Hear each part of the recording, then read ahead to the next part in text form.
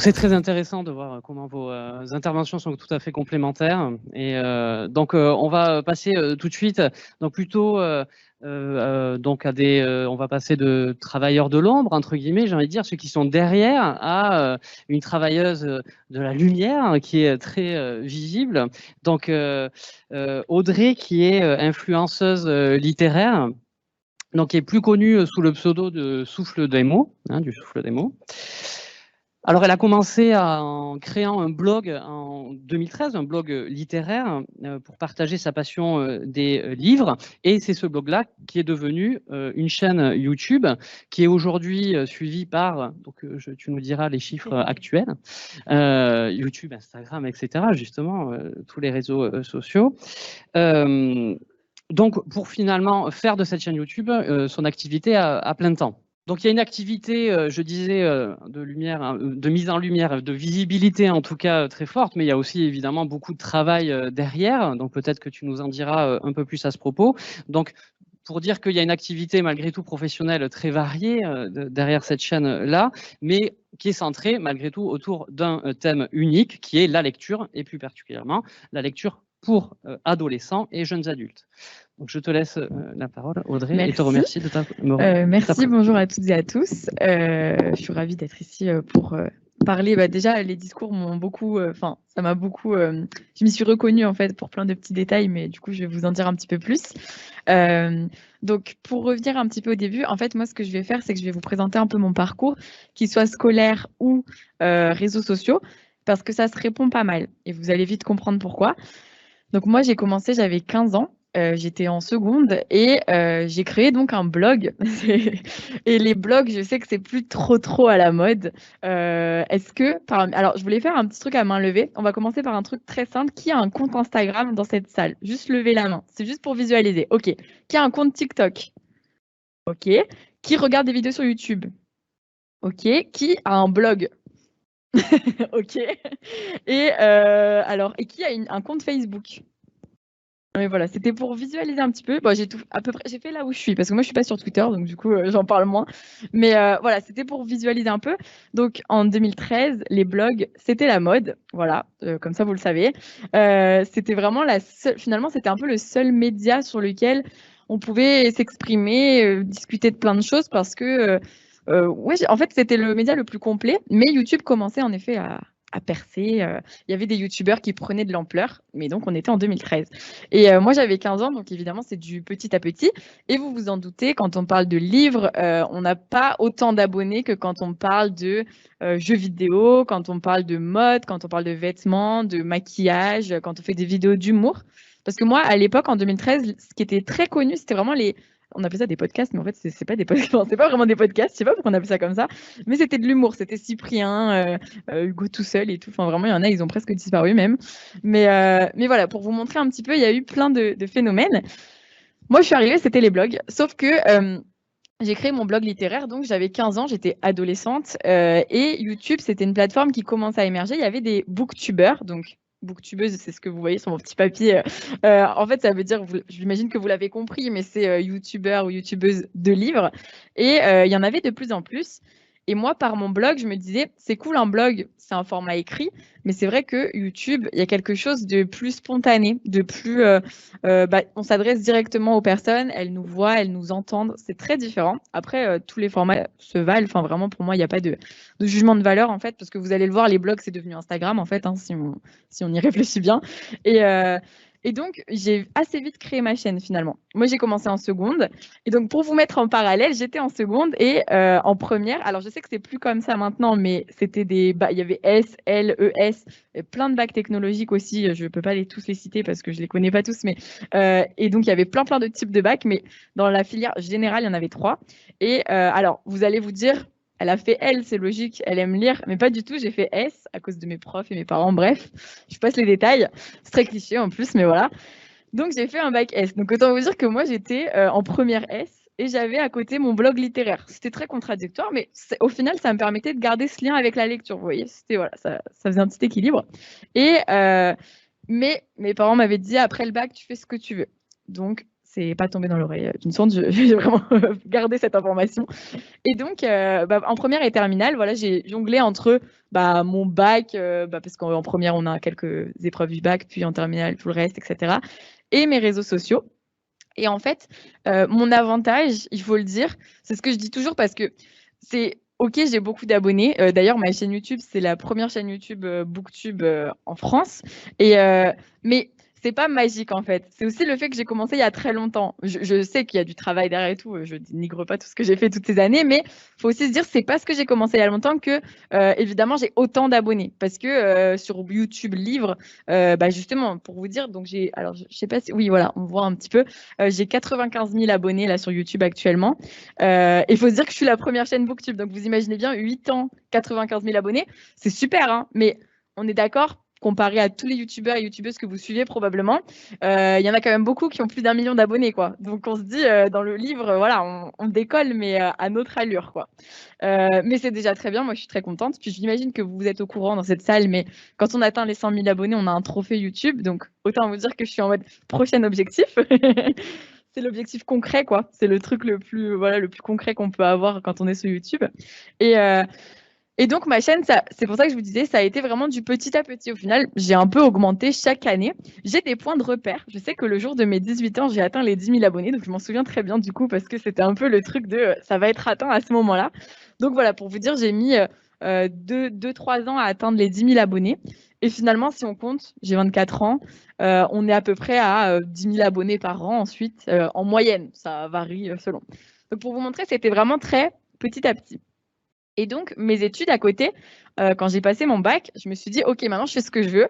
Alors, vous avez compris, j'ai fait un bac S. Donc, vous imaginez, tout le monde avait un peu des exigences hautes. Genre, après le bac S, si tu veux faire des lettres, tu vas faire une prépa littéraire. Tu vas pas aller à la fac.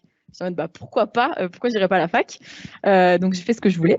Déjà parce que, en fait, je suis partie du principe que ça dépend vraiment de ce que vous allez vouloir faire dans votre futur et tout.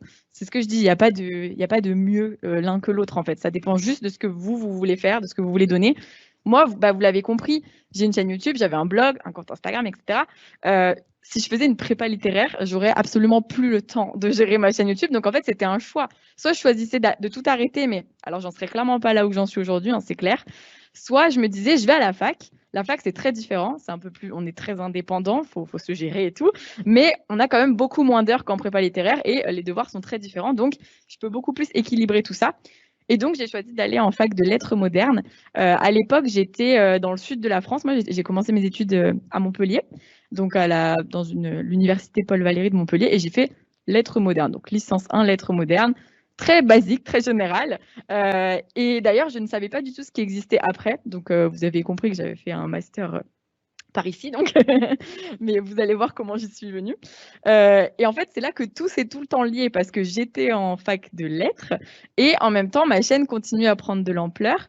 Je vous expliquerai ensuite comment ça fonctionne, mes revenus, etc. Enfin, vous allez comprendre, même si je sais que vous êtes déjà un peu au courant de comment les youtubeurs gagnent leur vie, mais on va aller plus en détail. Et donc, tout ça pour dire que j'ai fait une licence 1 lettres modernes. Ensuite, à Montpellier, il y avait une option métier de l'écrit et de la culture, je crois, si je ne dis pas de bêtises, en licence 2, mais ça restait très général. Hein. C'était juste, j'avais un cours de littérature jeunesse, par exemple, ce qui correspond pas mal à ce que je partage sur les réseaux, donc c'était pas mal. Et ensuite, c'est là que j'ai découvert qu'il existait des formations un peu plus professionnalisantes. Et c'est très intéressant dans mon cas, puisque, pour tout vous dire, j'ai jamais rêvé, enfin, si, j'ai toujours rêvé d'être youtubeuse parce que je pense que ça peut faire rêver un peu tout le monde qui est sur YouTube de se dire ouais, enfin je sais pas, moi je voyais Squeezie, je voyais là maintenant même je vois McFly et Carlito, je vois les situations, je me dis mais c'est incroyable ce qu'ils vivent. Enfin, je veux dire, je souhaite pas forcément leur vie parce que c'est une surexposition permanente, mais on se dit ouais, alors on se dit aussi ouais, ils sont complètement riches, hein, c'est clair. Genre il y a ça aussi, hein, on va pas se mentir, mais bon, perso, je leur laisse leur richesse parce que j'ai pas envie de toute la visibilité qui va avec. Mais voilà, vous voyez, évidemment, c'est forcément un rêve. Mais moi, je me disais à mon échelle, c'est impossible. Genre, j'avais 10 000, 20 000 abonnés YouTube. Je me disais, je ne gagnerais jamais ma vie en étant youtubeuse. Je me suis pas vraiment posé la question. Du coup, c'était, au pire, je me disais, ce sera un complément de salaire. Et donc, ensuite, j'ai découvert qu'il y avait une licence pro à Paris. Alors, c'était édition et commerce du livre, il me semble. Et donc, c'était ma 3e année. Et là, j'ai pu être en alternance dans une maison d'édition, ce qui se rapproche du coup de ce dont vous avez parlé. J'étais community manager, donc à la différence de social media manager. J'étais community manager en licence 3 pour les éditions Albin Michel Jeunesse. Et en master 1 et master 2, j'ai intégré le master commercialisation du livre à Paris-Sorbonne Nord.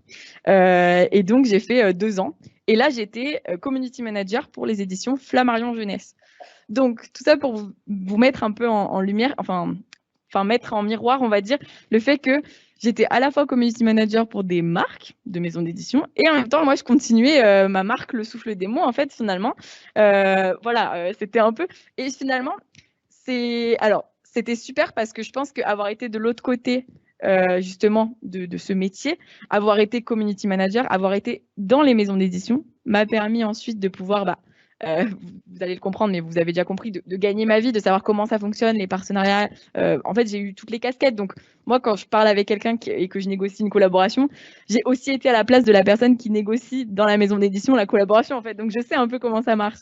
Donc, voilà, c'était super intéressant de faire ça. Et ensuite, je vous abrège le truc, mais il y a eu le confinement. Donc moi, j'ai eu mon master en 2020. Donc 2020, on s'en souvient. Bref, et donc ma fin d'études a été très à la maison, quoi.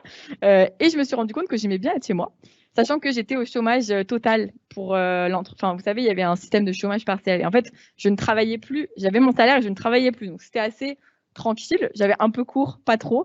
Donc j'étais en mode, ah, c'est cool, je peux gérer ma chaîne et tout. Donc du coup, j'ai été à fond sur ma chaîne YouTube. Et là, je me suis dit, mais en fait, ça se trouve, je peux le faire. Ça se trouve, ça peut marcher. Et du coup, en septembre 2020, quand j'ai fini mes études et eu mon diplôme, que je n'ai toujours pas récupéré, mais d'ailleurs, il faut que j'aille le récupérer. On est en 2022, mais tout va bien. Donc, en 2020, je me suis dit, c'est bon, je peux me lancer, je tente l'aventure. Mais vous avez bien compris que je gagne pas des millions et qu'il fallait que je vois un peu si ça pouvait marcher. Et donc, j'en viens justement à comment, moi, en tant que youtubeuse, je peux gagner ma vie. Il y a plein de dimensions. Alors, je pense que vous le savez, YouTube, on gagne de l'argent par YouTube, mais moi, j'ai pas 100 000 vues par vidéo. Donc, je gagne pas des milliers et des cents, je gagne 300 à 500 euros par mois grâce à YouTube. Il faut enlever les charges, donc tout de suite, ça retombe. Donc, autant vous dire que je pouvais pas vivre que grâce à YouTube. On est d'accord, et il manque un petit peu pour tout ce qui est loyer, nourriture, tout ça.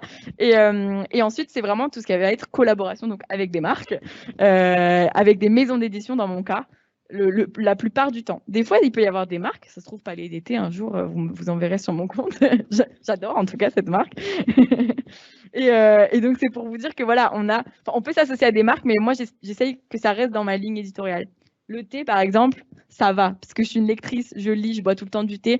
J'ai un chat qu'on voit tout le temps, alors je reçois un nombre de demandes de collaboration pour mon chat, c'est un truc de fou. Des box et tout. Donc voilà, pour vous dire, on peut s'éloigner, mais moi, j'essaye de rester dans le livre. Et donc, c'est vraiment les collaborations avec les maisons d'édition qui font que je gagne ma vie et que je fais des projets qui peuvent aller du simple concours, comme on disait à la période de Noël, concours Instagram, à un vlog sur l'écriture sur YouTube, à une chasse aux livres réelle dans Paris où je cache des livres dans un parc avec une maison d'édition et les gens doivent les trouver par les réseaux sociaux et tout. Enfin, voilà, ça peut prendre plein de dimensions. Donc, les collaborations, elles peuvent un peu partir dans tous les sens. Et c'est chouette parce qu'en fait, on a vraiment, le livre permet, je trouve, beaucoup de créativité autour des contenus puisque chaque livre est unique. Donc, si vous avez un livre qui parle de danse, vous pouvez orienter autour de ça. Vous allez avoir un livre qui parle du basket, vous pouvez orienter d'un. Vous voyez, il y a plein de domaines. Et donc, je pense que c'est bon, j'ai fait les 10 minutes, je ne vais pas trop dépasser. Mais du coup, voilà, c'était pour vous montrer un petit peu que ça a évolué au fur et à mesure. Après, si vous avez des questions sur tout ça, n'hésitez pas.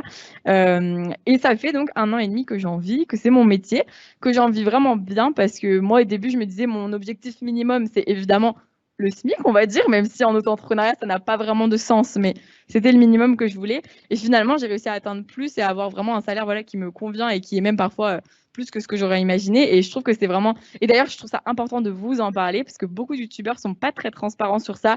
Et moi, ça m'énerve parce que je me dis, OK, ils gagnent genre 50 000 euros par mois et ils font genre... tout va bien.